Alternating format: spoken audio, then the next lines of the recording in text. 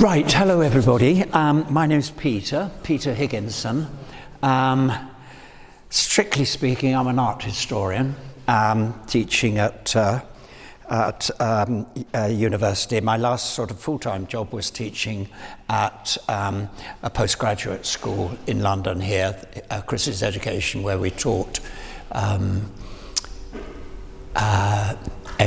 and PhDs. And my line of work, apart from art history, I started out both in my undergraduate years and my MA as focusing very, very rigorously on modern and contemporary art, especially New York avant-garde, and that's what I did my thesis on Jasper Johns and Wittgenstein. He read a lot of Wittgenstein. And then I might have said this to you before, one or two of you. And then obviously I had a junior lectureship. I was in Vancouver at this time. And being a junior, you had to do everything, you had to do things. And the head of the department came out and said, "Peter, will you teach an introductory course on the Baroque?" And I thought, blimey, I'd avoided it religiously through my whole years of study and everything. This is kind of like Rubens, Bernini, all of this stuff. So I whinged and whinged. But anyway, I had to do it. And so I had 4 months, they're long summer vacations in North America. And I studied and studied, and then whinged and went and taught it. And after about halfway through, I got completely hooked. And I did my PhD in the Baroque. So one of those things. And they work very nicely together, and that as well. But also, as most of you know, I'm involved with I'm chairman of the collection, the William Heath Robinson Trust, but I'm also a trustee on the museum trust itself, and they both, as you know, work together. So that's where I come from. And what I'm going to do today, very quickly, hopefully, is look at this exhibition. It's nice to sort of do it actually in the site. This is the first time I've actually given a talk in the site here. I think it's really much nicer. And this is a very, very interesting show. As you know, we are now under the guidance of a new curator, and the idea was to somehow think about positioning Heath Robinson within contemporary art. And what I'm going to do here is just select a few of these artists and look at how their interests very much take Heath Robinson's ideas further. But in the process, by looking at these, and some of you have already been here, and thinking about one or two things, it allows us to go back and look at Heath Robinson's work and see it, in a kind of updated light. I know that Will, and we'll call him Will, shall we? Would have been absolutely captivated by this exhibition, and not only because it's expressly implicated, with examples of his work and so on, but because of its themes, narrative, humour, nostalgia, are very much embedded in his work as well. He would have also, if he was alive when it was published, have been fascinated with John Berger's ways of seeing. And as you know, the John Berger's ways of seeing book has been partly a kind of grounding inspiration to think about how you curate a body of work like this. What did John Berger do in this book? Well, it came out in 1972. It was kind of revolutionized, really, general kind of ways of thinking about art. The 1970s, as you know, art history was very much in the throes of being completely transformed from very strict, court-old connoisseurship, where you would sort of study there for maybe 7 years to decide whether you're able to say whether it's a Rembrandt or not. It was thought that really it's a bit more than that, art history. Okay, I am rather kind of parodying here, and he was one of the main forefronts of this whole burgeoning 1970s, what came to be called the new art history, looking at it in terms of seeing that art is set in numerous contexts, variety of points of view, the political, social, historical, of course, economic, all these factors. How do they play in terms of giving us further insights into what that Titian painting is all about, or whatever it might be. Very exciting. I'm sure many of you have read the book or seen the TV program and so on. And this kind of very revolutionary at the time. I mean, there were German art historians back in the 30s beginning to introduce it, but in terms of just general level, this was very, very radical, very interesting. And the whole idea of putting it into context, as you well know from his work, and we'll see examples here, he is not cloistered off in his little studio thinking about aesthetic issues. He's thinking about what goes on in the street, what goes on in history, what goes in the newspapers, what went on in the past, what might happen in the future. And I think when he sees these works, he would be absolutely fascinated. And I want to try and get that across to you in brief kind of ways. So when we look at it, obviously we're looking at works here that embrace all kinds of new medium. Not just drawing and painting like Will did, of course, but we do have drawing and painting, if you think of Ronnie Woods, if you think Glenn Baxter's, but we also have video, we have augmented reality technology, we have digital technology, all of these new technologies, and many of these artists, as you well know, and we know this, people like Hockney, are also working with digital software, using Photoshop, using Procreate, a wonderful a software package to make pictures. Very cheap, by the way, okay? Done by a very moral New Zealander who allows you to buy it for something like £9.99, I suppose Photoshop, which is about $350 per year. Will, if he was here now, he would have fully embraced all that. Okay, anything that leads you to making more interesting image. What I'd like to do is to look at some of these artists and let's see how we go. Now, John Humphreys, some of you might know his work as essentially a portrait artist, a sculptor, and in the process of doing his work and everything, he studied at the Royal College and then got various commissions and jobs and worked in advertising and so on.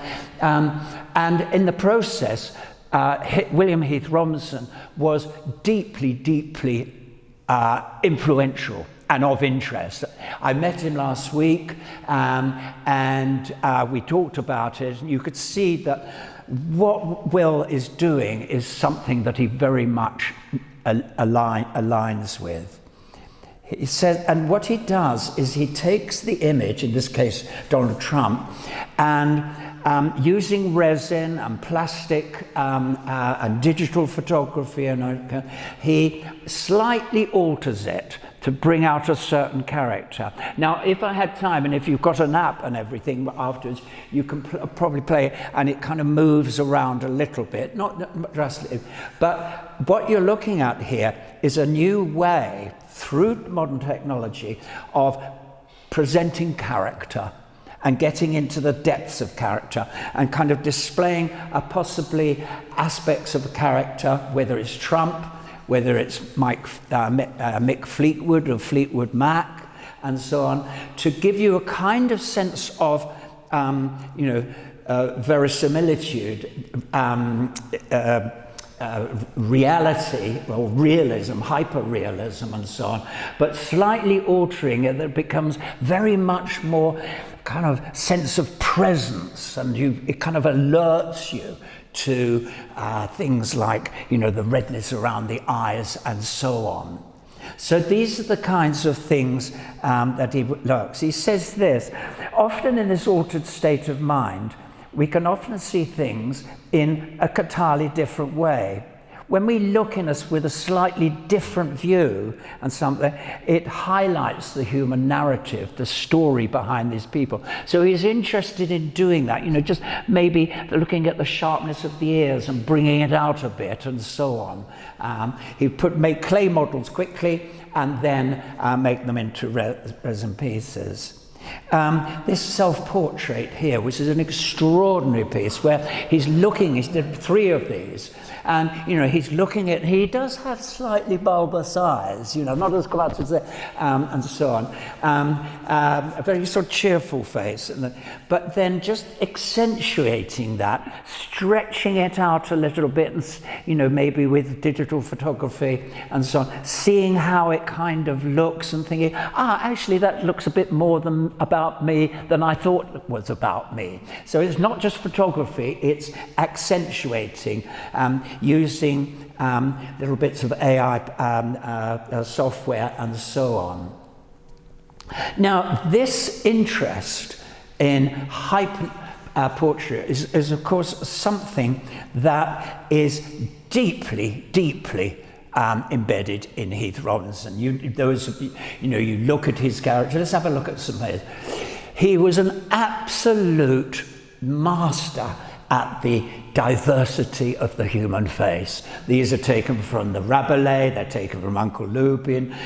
This one is the one down on the right is taken from a Shakespeare illustration of Shakespeare.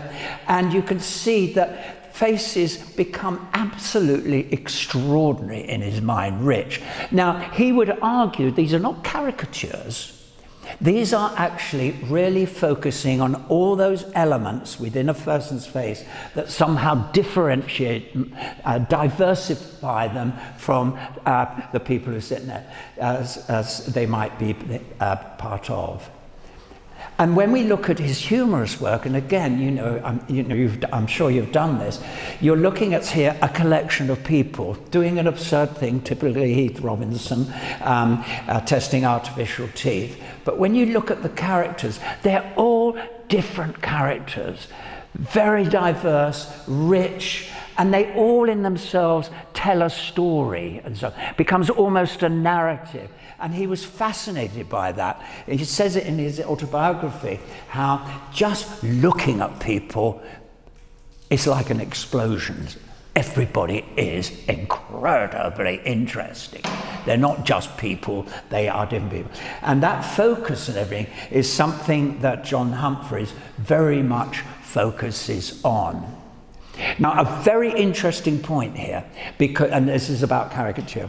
John Humphreys related that he finds himself ending up doing that and everything. And then when he's looking at that, or when he's doing it with other people, he relates to a time when he went down the pub after a hard day, and he was in the pub, and he noticed that person has really pointed ears, and that person's nose is they're a bit like how I'm looking.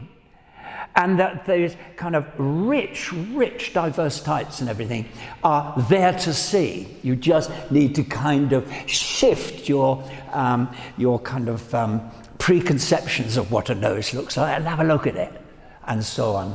And this is and he said, I've realized that these kind of images I'm doing are actually normal people. And this question of normal is something that Will was fascinated, and this is also what Humphreys picked up on, how he does a wonderful chapter. Some of you might have read it. If you haven't, I do recommend it. There's a last chapter on ordinary people, where to arrive at this kind of imagery, that kind of imagery is from observation. It's not makeup. It's looking at the difference, the way your lips move, the way they, and then heightening those. So it's a form of serious portraiture. And he talks, as you know, he lived in different parts. He obviously lived in Pinner here for a while. He went out into the countryside of Surrey, but he spent a lot of his time in Highgate. And one of his favourite places where he used to go to walk every day was in Waterloo Park, which some of you might know. And he talks about how all he does there is just look at everybody sitting there, children, mums, maidservants, elderly men of all different kinds of walks of life and everything, and how they become a whole story of humanity. And it's this is what he has to say about it. And likewise, he talks about the kind of beautiful way that the person, everybody is normal. It's the normal person that is the fruit of all my art. Humphreys picks up on this. And that's why he was so delighted to be here, because he saw him part of that. Okay, now we could talk more about this, but we don't have time. When we look at Clem Baxter and these works here, over here, again, Clem Baxter was somebody who was, again, deeply involved with and interested with Heath Robinson. And Baxter's work, he always emphasizes a connection with his work. His work involves humor, it involves nostalgia, it tells a story. And what we have here is two very, typical pieces, not in the show here, where here is a story, I would say if you look at the one on the left, to me the window is still a symbolically loaded motive, drawed Cody. There are often cowboys in his stories and so on. Or these two men, have they fallen in a pond or whatever? To my mind, there is no finer sight than kale moving at speed, opined Millwood.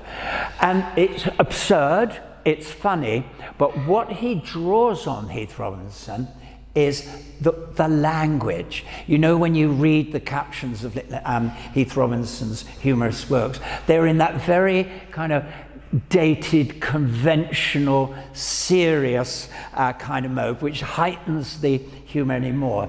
Lessons by Boats. The new Heath Robinson swimming pool is acquiring such popularity at our most fashionable coast resorts.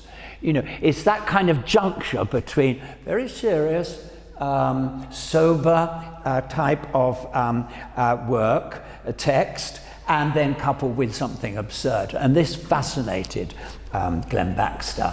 This one here, Many Were the Occasions, which is done recently. Whilst it's done recently, it's telling about men, young men together. Many were the occasions when I chose not to participate in those earnest after-dinner debates. You know, you conjure up a kind of image of that and everything, and there you've got the image, him. He's obviously detaching himself by putting this a lampshade on his head, but the whole thing is done with a nostalgia for the sort of 1940s, you know, with the decoration, the furniture, and so on, and it's kind of almost like a nostalgia. And he often talks about of a world of innocence. You know, we speak in these very formal, well-behaved, moral, upstanding, principled language, and it's absurd, and so on. What is wonderful about this, and I haven't managed to get to talk to him, but this is done 2024, and he knows a lot about Heath Robinson. As many of you know, one of Heath Robinson's, he wasn't just humorous in his works, he's in his activity. We have stories, you know, from the family. all the family, the sisters and nephews and nieces loved his work. He was very, very funny.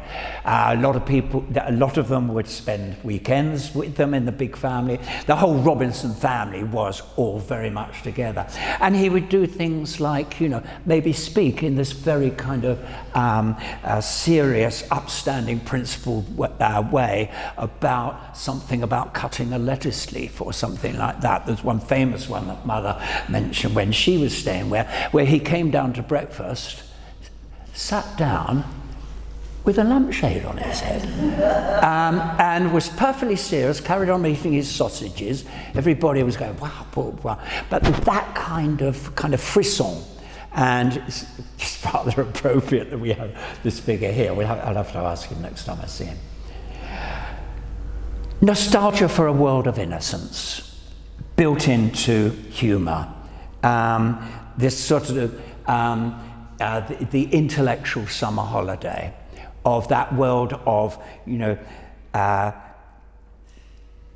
well-behaved, upstanding, educated people creating, actually, unwittingly, a very humorous state of affairs and everything. So these kind of connections is what Baxter was very much influenced. And I know, again, Will, if he'd known Baxter, of course, obviously, Baxter was born in 1948, 4 years after Will had died, he would have absolutely appreciated these, just seen that kind, it's right in line with his own humour. And this idea of the world of innocence that I know many of you are very, very, familiar with in terms of Heath Robinson's works. There's nothing kind of dark, or very seldom anything dark. The very sort of, as I say, well-behaved, everything is polite and so on. This wonderful thing here called The Right Spirit of Fairclough, where a burglar has been caught thieving a house. He's caught, here they come in, and like a well-behaved person from the world of innocence and moral decency of the past, it is nostalgic, moral decency of the past, he thinks, oh, well, let's offer them a drink. And of course, they're absolutely joyed about it. How lovely and everything. So the whole thing is something that Baxter would just absolutely appreciate. So a man working in the 20s, well, obviously in the 1890s onwards, into 1944 when he died and everything, those things have still very much resonance for contemporary artists. What Baxter also does, like many artists, as you know, throughout history, are very concerned with art history in itself. And Baxter, with this kind of humour, and we can call it a kind of Heath Robinson humour in many ways in terms of language, the style of language, plays around with modernity, and in this case, the modernity of this style, something like a Mondrian painting here, and then plays around with it and sort of applies it to actual reality. What if we took on Mondrian's aesthetic and made a bike out of it? Well, it's ridiculous, And people often wonder why the promising young design student was always late for school. This was done last year. This kind of consciousness and playing with the actual styles of modernity, pointing up the absurdity, the potential absurdity, is something very much. Likewise, he does this with the Rietveld chair. Sorry, I should have taken that away. At the Rietveld chair here, unfortunately, there are still one or two unresolved issues with the Dutch getaway vehicle, where he's made the Rietveld, famous Rietveld chair, put together by serious intellectual, philosophical ground lines, all coming out of post-war, post-First World War demands to kind of, build a new utopia of pure design and everything. Now it's taken into the realm of Westerns and made a joke out. This is exactly what Will does. Will, like Baxter, like any artist, he knew his modern art. He was very au fait with cubism, futurism, style, suprematism, all the modern modes. He writes about them. He now and again, I'll show you one example, he actually makes humorous drawings of them. And here we see, you take the Rietveld Schroeder residence, the space, the utopian space for you to live in, and he suggests in his proposals of new ways of living in modern flats of how carpet designs could also function as a games compendium as well, and so on likewise. Or this one with the Rietveld zigzag chair, where they become transferred into either a nutcracker or into a breakfast table, and so on. Those kinds of juxtapositions with modern art and the ordinary kind of suburban middle class kind of ideals of what he claims that are, is something again that very much at the heart of Glenn Baxter. This one here, futurism. He went when we had the new futurist show in 1912, and futurism was introduced to London. Cubism was. He went, of course. I don't do that kind of work, but I'm an artist. I'm interested in people's changing their ideas about the visuality of the world. And so he does this. And as you know, Cubism, what Futurism does is celebrate the speed of the way the modern world is going, and so on. They come with very, very heavy overlaid theory, and so on. They claim that all old museums should be destroyed, burnt down, all old art. We only need future. What has old art done for us? It's caused wars, it's caused all kinds of things. And so here we have a woman who is telling the maid off because she's left her eyeball on top of the mantelpiece. Can you stop at that thing? And she explains the reason why in Futurism Gobbledygook. She says this, you are mistaken, Mum. That is not my eye, but merely the dynamic conceptions is straight out of Marinetti's futurist manifesto. There's dynamic conception of its lyrical form, interpreted by infinite manifestation of its relationships between absolute movement and relative movement, or in a word, between ambience and the object, which is the form said, and then with this lovely kind of anticlimactic thing, the mistress comes in and says, well, then you better take a month's notice. So it's that kind of play between seriousness of art theory. He's not denying it, but he's just giving it a humorous stance. He's very much, and of course this comes straight from Heath Robinson, very much interested in the humour of new technology. Great failures of our time here. Number one, the first pencil sharpener. It's a huge, elaborate kind of contraption, device, just to sharpen a pencil. That's coming straight from Will, of course. And he's just taking it further. In the same way, you've got, the famous testing artificial teeth, which, is usually shown here, where this massive industrial landscape, this very, very seemingly complicated machine, which is then used to what? Test the strength of an artificial tooth, whether it would bite into a chicken. And those kinds of things, the kind of connections or disconnections between technology and humour, and how far you can take it.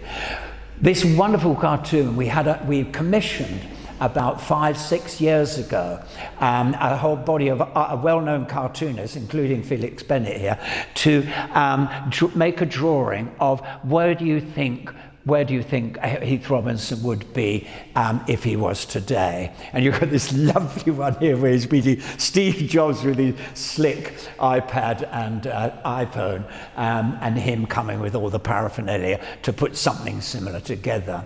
So it's these kinds of humours, but it tells it points up works like this, that, it hints at the potential, always absurdity of taking yourself too seriously in terms of advancing technological progress. And then we come to Patrick Hughes. And Patrick Hughes has these three works down around here. And Patrick, again, he's giving a talk later on, as some of you know, who is, again, very, very interested, very influenced by Will. He's a sculptor. He's a painter, and he is very much interested in the way our perception of things can be altered and what happens, and the way perspective, that Western art historical tool to create a sense, an illusion of space and everything, how you just have to shift it a little bit and the whole world becomes completely changed. And he plays with this. So he plays with these two works here, Buzz and Woody and Escapism. Buzz and Woody is very nostalgic in the sense of these were his toys. He was interested in Toy Story and 3, and these two figures here, Buzz and Woody, come from Toy Story 3 that some of you might have. What happened was his beloved toys were accidentally, when he was a bit older, donated to a daycare centre, and he was mortified by this. So he kind of focused on this in different ways, included them in his pictures, like a kind of nostalgia for his past innocent life. It creates an emotional activity, an emotional experience. It's kind of a psychological experience of missing something, of having something taken away, and that kind of disorientation we get from these kind of psychological hits, as it were, and everything. He thinks about incorporating that into serious mathematical perspective and altering the perspective. So when you look at this, and you can maybe have a look afterwards, the actual perspective, obviously it's difficult to show you here, changes a bit. Likewise, on the one on the right, Escapism, you have a Vermeer lady with the pearl, and she's got a headpiece on her, and it's an alarm piece, because on the left side you see a man climbing out over a wall. It's referring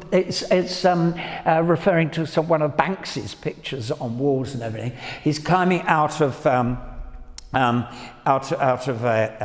jail and everything.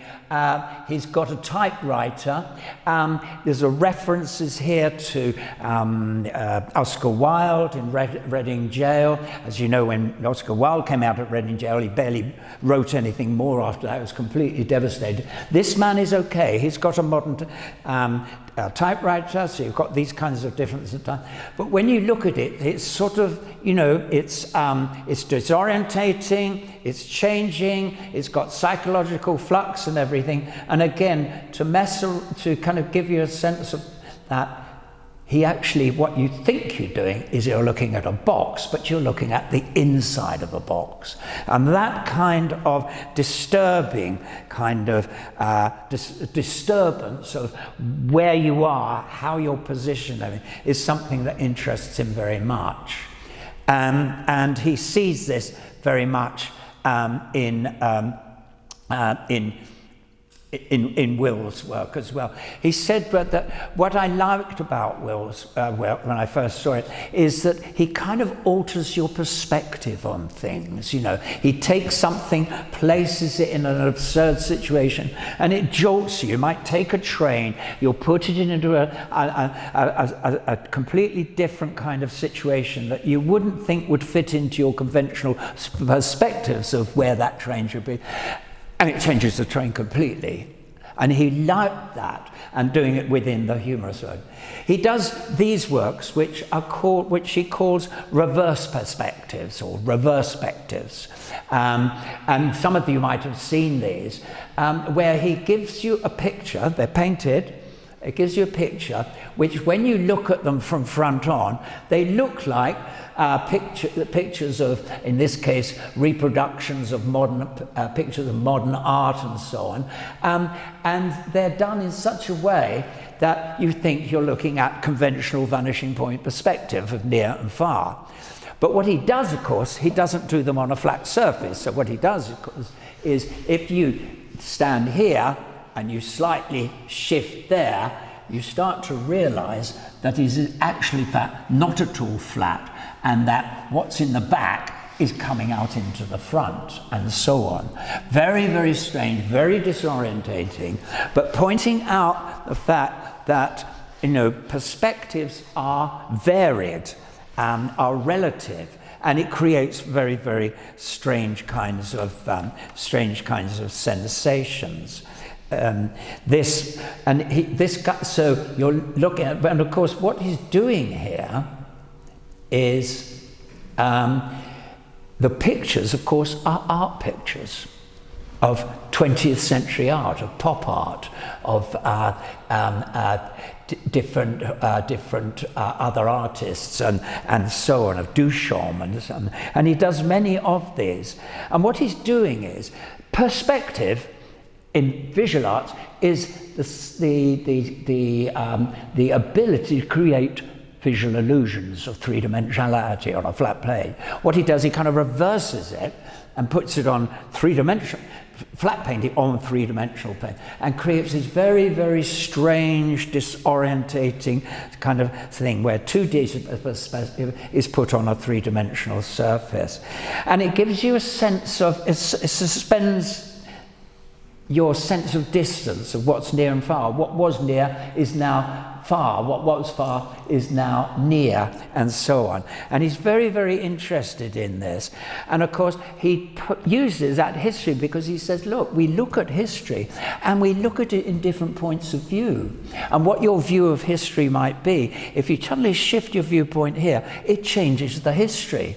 Certain things become more important, maybe others less. And he sees this in course of art history. You know, as you know, the study of art history, you know, you might place Rembrandt there, you might place Rubens at the top, you might place Rembrandt in the middle, and you might place Caravaggio at the bottom. Today, Caravaggio's at the top. You know, he's the big industry, and so on. Many more people look at Caravaggio today than Rubens. Nobody after 1620, 1625, very, very few people would look at Caravaggio.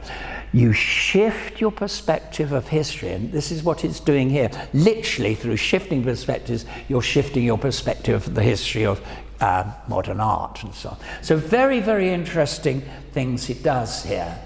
And this kind of sense of disorientating, changing perspectives, sort of lifting, it's something that he totally identifies with William Heath Robinson, like this area life where he's playing with the world as it floats. And it becomes an absolute, you know, you're completely disoriented. It's all very humdrum, you know, it's trains, it's cinemas, it's people going to hotels, it's, you know, policemen and so on. But they're all floating, and it creates a very kind of strange, humorous, but disorientating kind of sensibility. And it's that kind of sensibility that he was always fascinated with. And as you know, those of you who looked at much of his work, he does this in many ways. This one here, where there's an artist, he talks about this artist as being, one of these very pretentious kind of, bohemian artists with a big canvas and everything, and painting a picture of a tree. And behind him, he's kind of almost implying himself here, an elderly man who, with his teeny little canvas, is painting a picture of the church, which is above the canvas of the younger artist. And it kind of, again, shifting of perspectives, and the kind of humorous element of that is something that, again, is something again that Hughes is very interested in. He does numerous pictures, and he was fascinated with this, with the kind of the state of arts in terms of illusionism, early filmmaking, and creating humorous pictures of making film with the sets and everything, but to point out, how kind of different it is from what you look at on the screen.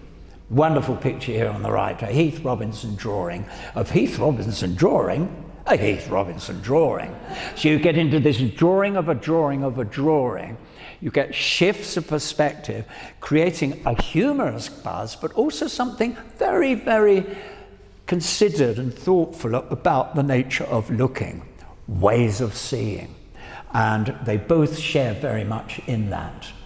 Peter Coit is an interesting person, again, just say, a sound artist who has had, previous to this, had done a whole sound piece during the triennial of Turner.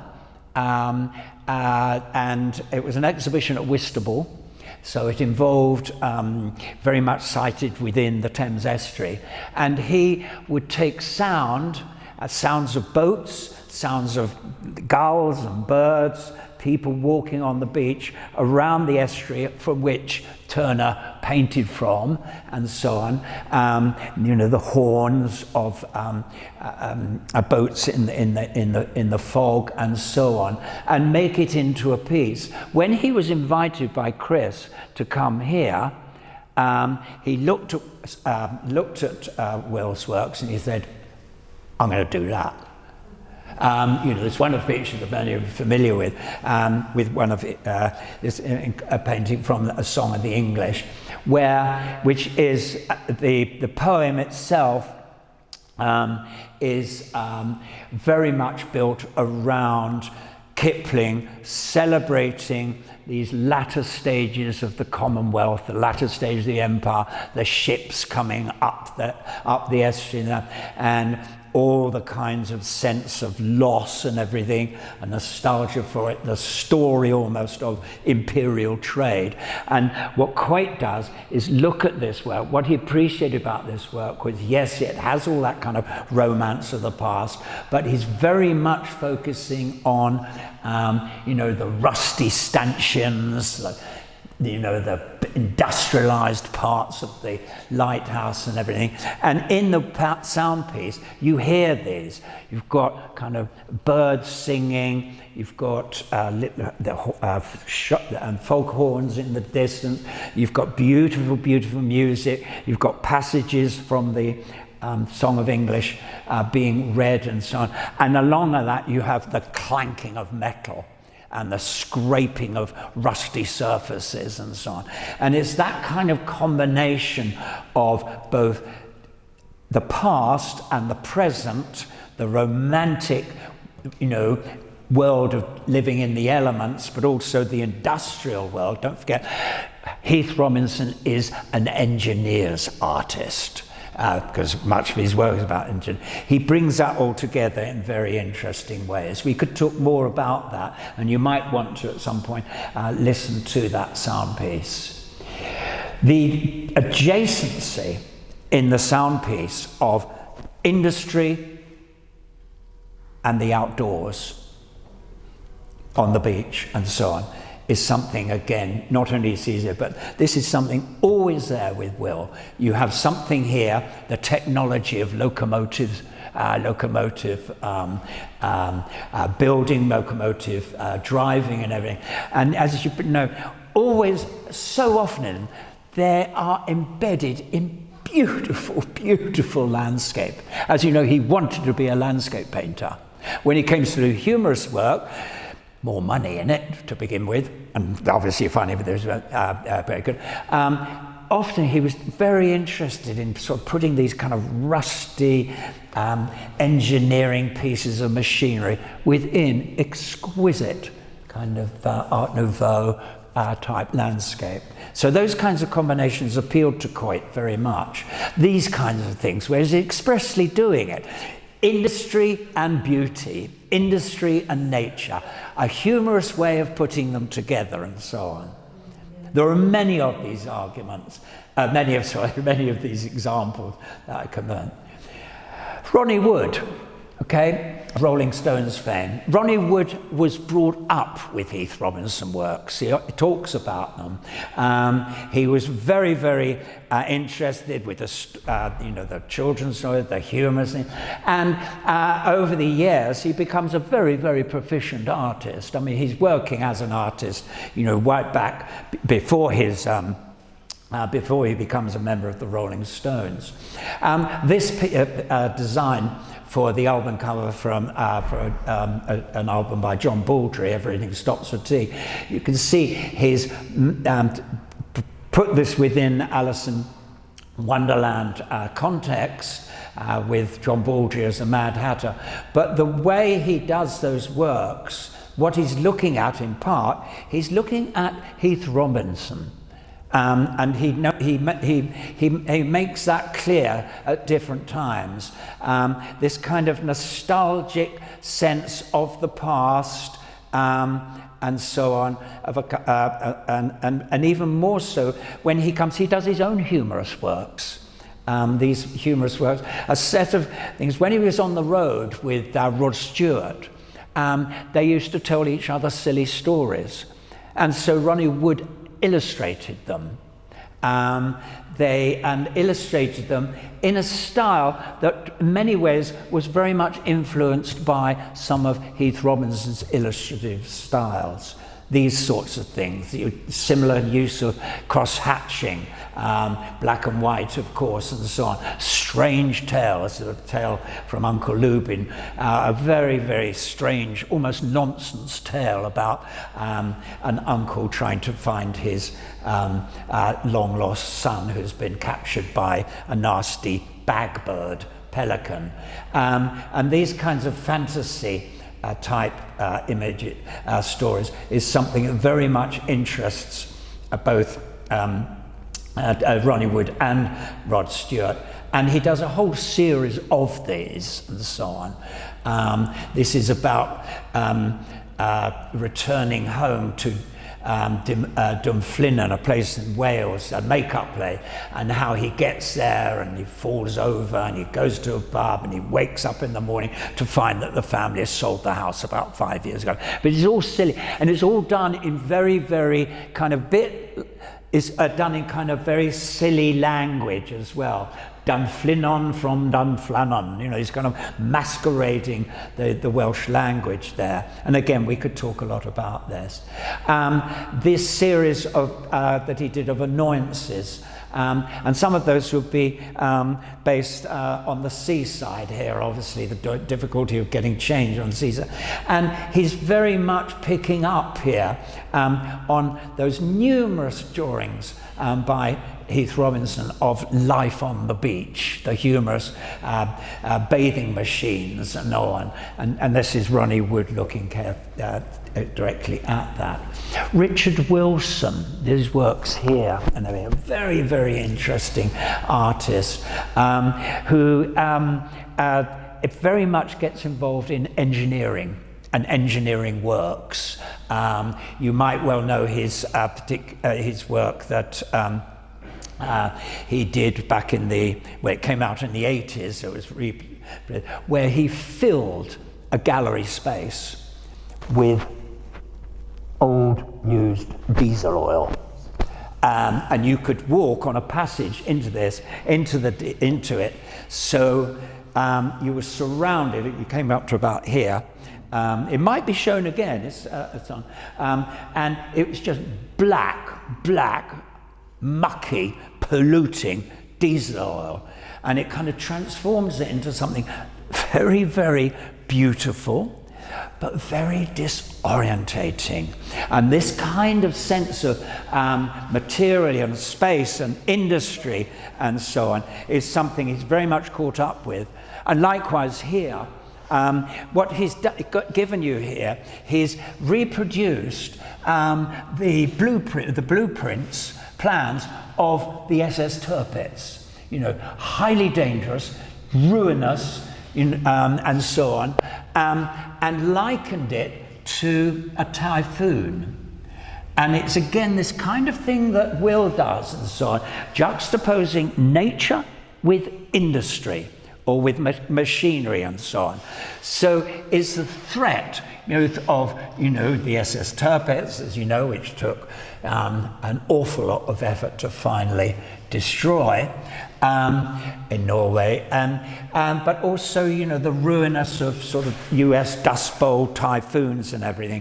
And then he takes sections of the Tirpitz from a model that he made. I used to get those little Airfix models and make them there and everything, and cut them up and arrange them in a typhoon like that. So there's this kind of a rapport he sees of interest between nature and machinery.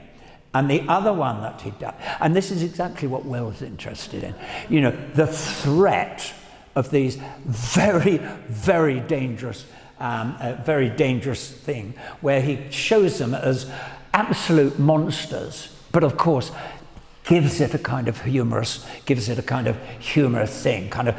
Does he neutralize it? Does he, as some people at the time said, many people writing from the front to him said, I find these so useful, it takes the fear out of the threat of these, horrendous, in actuality, objects of machine economy and so on. So these kinds of things Richard Wilson is interested in.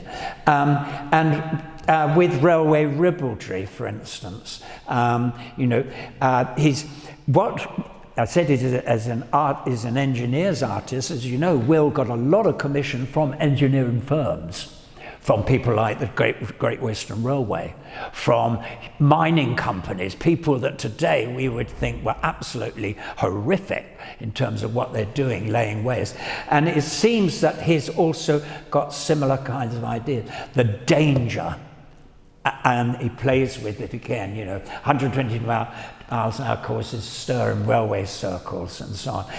There's a kind of connection there that with Richard Wilson's work that he would say.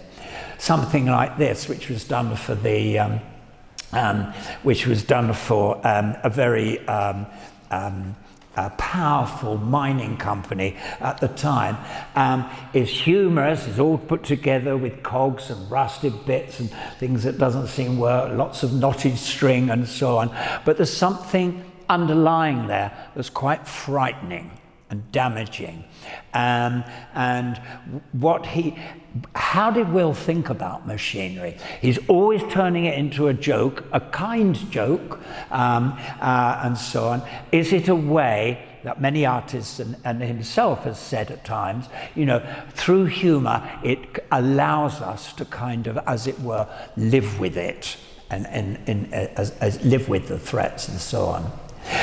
This interesting work that Wilson got to do, which was to do a piece for the Millennium celebrations, and he was given a dredger, a huge dredger about 250 feet long, and cut a section out of it, placed it just opposite in that part of the Docklands, just opposite where the celebrations were taking place, and puts it there and just leaves it stranded, a section of industrial machine life. And his interest in this is to then put it there. It's placed so that at high tide it comes up to the peninsula line where it was, and he places it at a point where, over the years, in terms of the maritime industry and history of UK, of British Empire and everything, there was a time he says about sort of 50, 60, 70 years before, when 1,000 of these types of boats would be coming past this spot. So he's creating a kind of a history, a narrative, and so on. As a kind of nostalgia for the past in some ways, but then you've got it sort of taken out of context in this way that gives it a kind of absurdity in that sense. He said it's like it's a lament for a lost industry. So you've got the nostalgia elements there. What he does eventually, he turns it into his studio, and he has his studio for 5 years. And then it moves on. And later on, this is the model that he made here. He's a very fine model maker.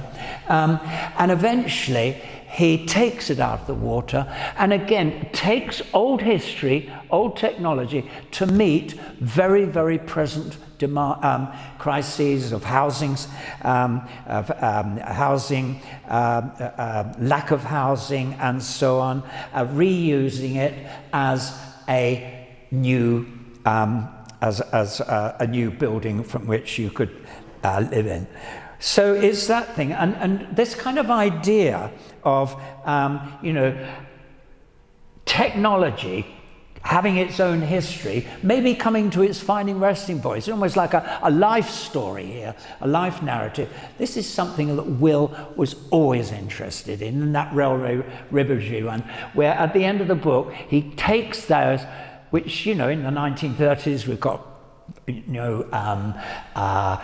steam locomotives, that's your main way of travelling and everything, and then he implies what will happen to them. They will change into something else. They will become a dairy shop, or they will become, a chicken coop for a person, or they become a scarecrow over here, this elderly man, and eventually you have the end of the story. That kind of sort of sense of narratives within technology, within the machine world, is something that they both very much share there. And it has a kind of, consequently, by looking at these works like the boat one, has a kind of potential modernity about it, and so on.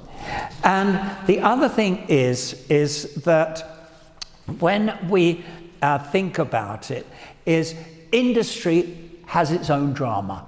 This is what Wilson is saying. This is what Will is saying, and so on. And in many ways, the machine itself is a kind of narrative.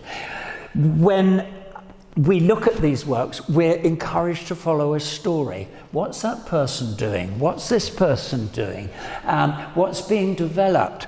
Where does that, cogwheel fit? Where does that wheel? What happens if you pull that string? What happens, and so on? The whole thing becomes a story, okay? The narrative of the knotted string kind of thing.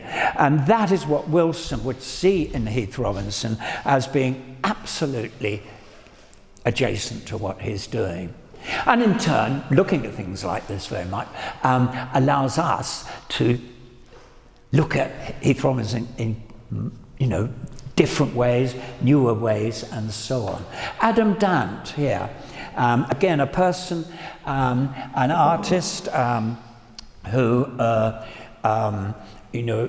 picking up from old illustrators, Hogarth, but also in different ways picking up on Heath Robinson. This is a satire. It's Claridge's, the building of Claridge's, which you can see on the wall there, and the pianos of Claridge's are being they're being taken into Claridge's. But they're being taken in a way that is very, very silly, stupid. It's sort of works that you know, it's being made very, very difficult and so on. It's humorous in that way. It's not only story, but it's also humorous in that way. And he's interested in Heath Robinson and how very much of his work is making things difficult for no reason at all. You don't have to do. You could just put that on a, you know, on a cart and take it up the road, but as you can see, they're kind of trying to squeeze it through the fencing and so on, and the whole thing becomes a kind of satire on doing things in a difficult way. But an inspiration for him was the Laurel and Hardy work. The music box, you know, where what are they doing? They're starting up this removal business, aren't they? And they spend all day with much destruction and everything trying to get this piano up to the top of the hill, keeps falling down, lots of things get broken in the process and everything. So this kind of sense of absurdness and everything, going about things in a more difficult way than needs to be done, is something that interests Adam Danton. He's drawing very much this from Heath Robinson. Let me just read you what he has to say that. He said, I'm interested in ways of displaying people's folly, of taking the route of making a task harder than necessary. Rather than sitting down and enjoying playing the piano, many people seem to spend their lives pushing the piano up a hill. This drawing narrative is both satirical of the human condition and celebratory in a Heath Robinson kind of way. Why not make a simple task more complicated than needed if it brings satisfaction, if it brings humour, if it brings joy? So a very interesting kind of take. This kind of thing, you know. The man is eating peas. And this is Anew, again, in that very sober, very kind of deadpan way, a pea-eating extraordinary, elegant and interesting apparatus to overcome once and for all the difficulties of conveying green peas to the mouth. And you've got this, again, narrative of technology. You follow where the string goes, where the wheels and the pulleys go, and all this elaborate kind of efforts and technology and apparatuses and everything, just to deliver a spoon of peas into your mouth. That sort of thing fascinates, and fascinates obviously these artists. The Peruchetti over there, again, this one here, and Peruchetti, very interested in Heath Robinson, in art history, in modern technology. What do modern artists do? What would modern sculpture do? And so on. And so what we see here is Michelangelo's Pietà, where what he's done is suggest it was made either by a robot or and so on, and it's kind of new form. He said it's a new form of spirituality, where there's a religious dependence on AI. It was 3D printed, you know, so it's resin and so on, you know, none of the old Carrara marble and so on. So it's playing around with history. What is art? What would the equivalent be today? The Virgin, she's become superseded by AI. He says, is this the new Immaculate Conception?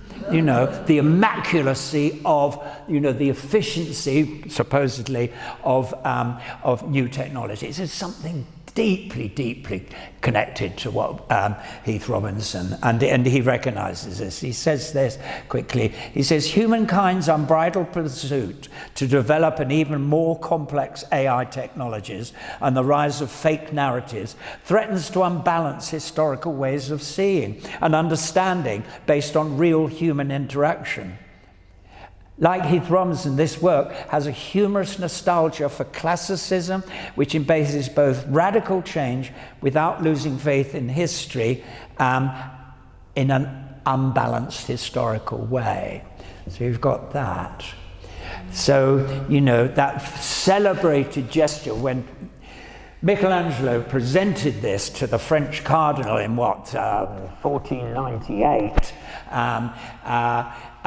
it was heralded as, you know, nothing seen like it at all. Manipulation of Carrara marble, incredible representation of grief, and now, you know, grief is now becomes a digital reader. The gesture of that, and which, if you read high Renaissance art criticism of the day, that gesture was something unprecedented in terms of creating a spiritual emotion. Now it's a digital reader. So it's this kind of alteration that he's interested in. And likewise with Heath Robinson, you know, why don't we robotize modern life? And as you know, in the Ideal Home exhibition 1934, he is commissioned to build this house of not of the Mrs. Smith's family or the of the Brown's family, but of a family that involves using automatic solutions to the problems. The family were called the Gadgets, and it's a big piece. It's somewhat 50 feet long, 30 feet wide, and about 25 feet high. About 30 people working away, all doing it in an automatic way. In terms of father, mother and dad here they are in the dining room, and they're being let down. Wallace and Gromit, this is where they get their ideas directly from, and Peter Lord expressly stated that. Their work comes from Heath Robinson, where they come through the ceiling on this automatic unwinding machine. As they come through, they trip the radio gramophone that turns on the music. The cat is then milk jug, it pours the milk for the cat, and the lid comes off. The sausages are just ready for breakfast. So you've got this thing, you know, it's very, very funny. It was extremely loved, people flock to it, and so on. And again, it's a narrative of modern progress in that way. Nostalgically holding on to, you know, the conventional suburban life with its furniture and its pictures and the dress and everything's very, very well behaved. But it's that being lifted and put into modern automatic context, and the interest and the kind of disorientation and thoughts that brings about. Very interested in robots, of course, and again, we haven't time to talk about this too much, but the robotic world, the man who now dresses himself through automation, and so on. The new electric self-racing bracelets, and as you know, there are many of these, and all, again, a narrative of progress, a humorous narrative of progress, which is something that people like Peruchetti and people like Richard Wilson very, very much see themselves as part of. And by looking at their work and coming back to this, we will hopefully see something new and interesting about Heath Robinson. And finally, I'm going to leave with this, okay? And this is this David Van Eysen piece, which arguably we're sitting in the middle of right now, okay? And Van Eysen is a very, very interesting man, an installation artist. He worked in advertising for a long time, and then through nearly dying of cancer, completely changed his kind of commercial side of his life and went back to art. He was a very, very proficient art. He lives in LA now. But he was lived in London. He had his first exhibition at Goldsmiths College of Art, at the age of 14. And so kind of a prodigy of that kind. He decided he'd turn back to that. And what we have here is this thing called Encounter, which is about tragedy. It's about car accident. It's about, loss. And so on. It's a story of the collapse of modern technology. These are modern BMWs, they're Audis and so on. And at the same time, as they're collapsing, the drivers, a man and a woman, are shot out of these cars and they fall into an embrace. So out of this comes a kind of love as well.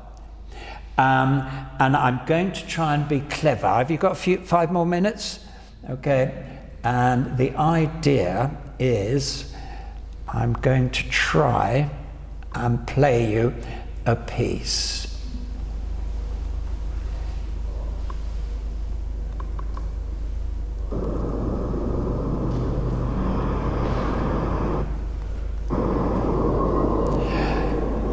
Let me just stop you there. Some of you have already done this. With your app, you get onto an app here, and then you can, with your phone, you can walk around the crash. It's taking place all here in a gallery, but you're in it. So it's got all those kinds of insertions into the art object itself and everything. You can walk around, you can walk between the cars, you can look up at the lovers and so on. When it was first shown here in the Museum of Contemporary Art in Peckham, there was a gallery space, so you could look at it from above and everything. And we have it here. And you can walk in the middle. And I haven't managed that, I don't know. But you can, if you get it just right. I think it's where Mike Fleetwood is, just about there. You can see 2 polystyrene coffee cups that have kind of fallen into the footwell of the car as a result of the crash. So it's fully immersed with this augmented reality. Let's play it.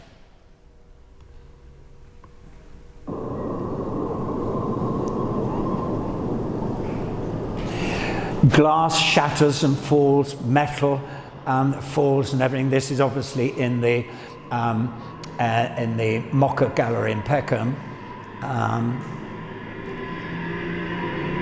The music is devised by a well-known sound artist who also in Los Angeles, a chap called Damir Price. You might have heard some of his music. You can get his work on Spotify and places like that.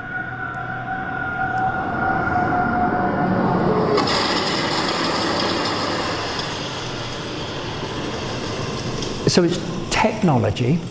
Oh, well, let's play. We're nearly there. Just got about a few more seconds.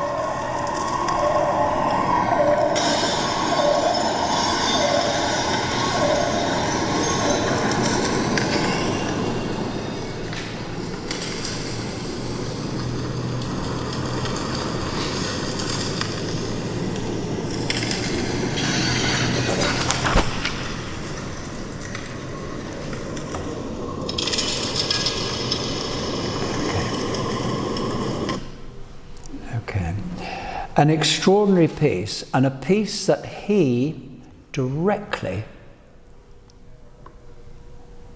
links up to Heath Robinson. Now let's see if I can get you back onto that. Where are we?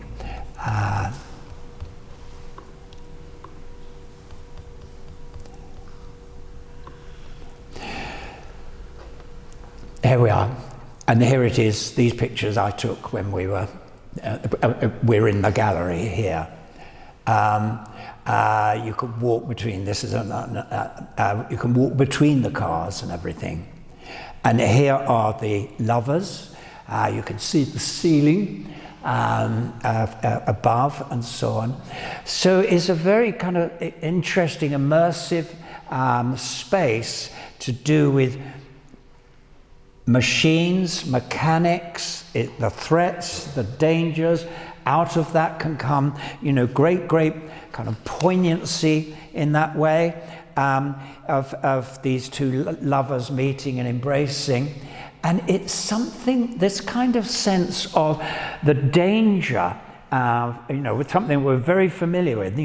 Car accidents happen all the time, probably every second throughout the world and everything.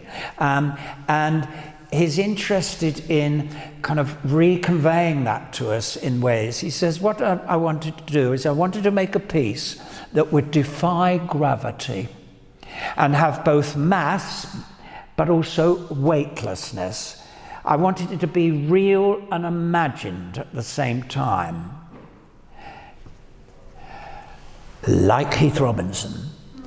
Heath Robinson's interest in defying gravity, defying the weight of a thing, was something that he always played around with. This thing, a flying train in order to do without tunnels, or becomes a floating object to deal with flight. Very funny, but also deeply in its the connotations and the suggestions can be taken very, very seriously. There's a very, very well-known architect that teaches at the Bartlett School of Art, the graduate school of art, and he has a class. He's teaching class on architectural space and the way things position themselves, and he teaches a terms class on Heath Robinson. And he looks at Heath Robinson's work, how he kind of takes technology, shifts it around, and he did for Transport for London suggest a possibility of having the central line lifted up so it travels through the sky. And he's taking it straight from works like this. And this is what Higginson is doing in terms of, this flotation and what it does and how it kind of changes things. It reorientates it. It gives you a new relationship to, the banality of a blooming car or something like that. And what's also interesting with Heath Robinson in terms of, the engineer's artist, is the way this kind of engineering can lead to certain modernity, can lead to interesting how the poignancy of human life, life's relationships amid all this kind of modern technological space can lead to things almost in contradiction to the mechanics of it. This sort of thing. Modernity, out of modernity comes love. That's wonderful, wonderful pictures, which again, Higginson would be very much so. When he talks about this, Higginson, he says, I don't consider this installation, I don't consider it a violent image, but an expression of the moment of emotional encounter and loss. The car crash is not a violent image. Out of it comes a sense of loss, a sense of an emotional encounter. This is what he's interested in his point. And exactly in terms of how Heath Robinson negotiates modernity and as kind of a setting for the development of poignant emotional encounters, something like this. This one here, of the rescue apparatus, it's modern, World War II, Blitz and all of that, machinery and everything, coupled with how it is assisting, this age-old sort of poignancy of love things. Beautiful, beautiful thing, and very, very much Higginson and so on. And he does it with cars, exactly like Higginson does it, where this man in the new, for 1935, this is an up-to-date BMW of the day and everything, and he dismantles it to save this woman who is falling from a cliff, and the implication is they will fall in love. Straight thing, and so on. He says this finally. He says, the idea of this is Higginson, the idea of sculpture can be simultaneously both present and absent. It can board us on absurd humour of the real and the unreal. It's a position where expectation and expectation and cultural comment on a moment in time, which in reality, and he says, I'll read this bad, I'm trying to, a position where expectation and reality disconnect in a way of drawing by Heath Robinson does the same, making a cultural comment on a moment in time. And intriguingly, he does an Ison picture where a man driver, a woman driver have crashed and they fall in love. And Ison's looking at this and he's sort of taking it within, this hyper new kind of forms of representation and the implications. So the idea with this, and certainly for me, is that this show, which I think is a brilliant show in terms of setting here in Heath Robinson, and obviously it's inspired by Heath Robinson. Chris has done a wonderful, wonderful job here. I, for one, don't look at these Heath Robinson things quite in the same way, and that's obviously what I was trying to get across in this talk. Okay, thank you. We'll leave it at that. Okay.